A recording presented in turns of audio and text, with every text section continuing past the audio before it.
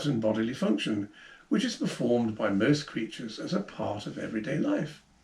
It can cause much mirth, but it could also give offence. I am referring to breaking wind. It is still permissible in the modern day and age to let one off in public, or should we now be confined to private spaces or even the history books? With me in the studio tonight are Felix Moondog, who is the official champion of windbreaking in the United Kingdom for the second time in the last 3 years, and Martin Beavis, who deplores people letting one off in public. Felix, if I may turn to you first, tell us about the championship. Well, Rupert, they take place every September and have been since 1903. There are 12 regional tests held around the country during the summer. The winners are put forward for the final, where they undergo a month's training to get into shape. This means eating lots of the correct food and drinking lots of beer beverages to build up the necessary wind needed to produce a good trump. In the final itself, each contestant is allowed 3 farts, and these are rated by loudness, how long they lasted, and the aroma produced. Judges rate each one, and the person with the highest score at the end of the contest is their winner. So what makes a champion? It's the ability to produce air when needed.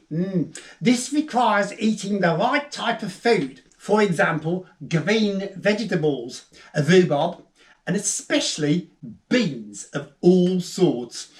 They provide the gases, but these days that's not enough. You have to be more inventive with your farts. Some people eat strong tasting foods such as fish or curry before the contest to give their emissions a certain aroma. Some go for pyrotechnics by setting fire to their farts, although that's not to be encouraged. Now, you won this year's contest with an unusual concoction. Yes, that's right. Yes, I did. I had a sprout and peanut curry beforehand. The sprouts, unfortunately frozen, gave power and odour to the blast, while the peanuts acted as shrapnel upon their ejection. It caused quite a display. Some people say that you were lucky to take the title. What do you say to them?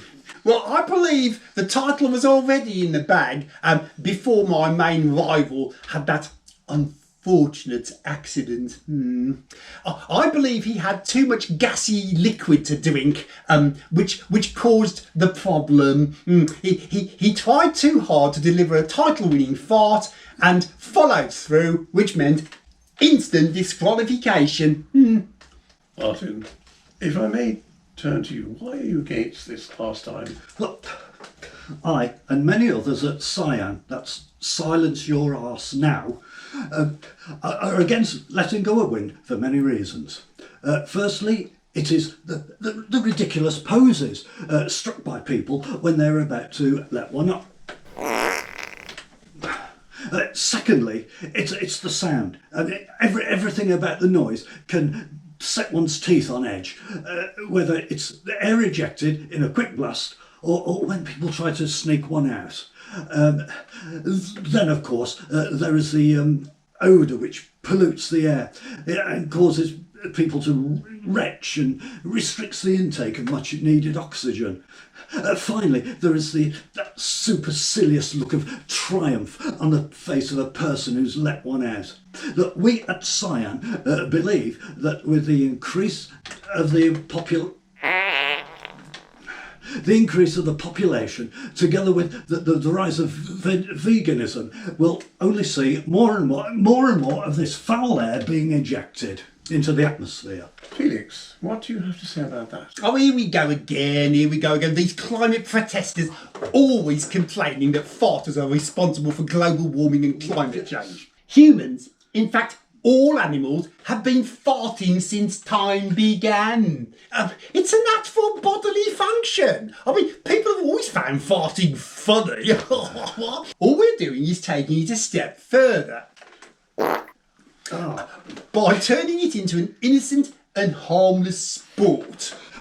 But it is producing methane, and it's destroying our planet. Listen, my friend, listen. You can't have us eating just vegetables and not expecting us to fart more. Well, time is up. Thank you, Felix and Martin, for coming along to the studio tonight to give us your views. So for myself, Rupert Winker, and the rest of the team at Insight, it's goodbye. Oh, incidentally, that one wasn't me.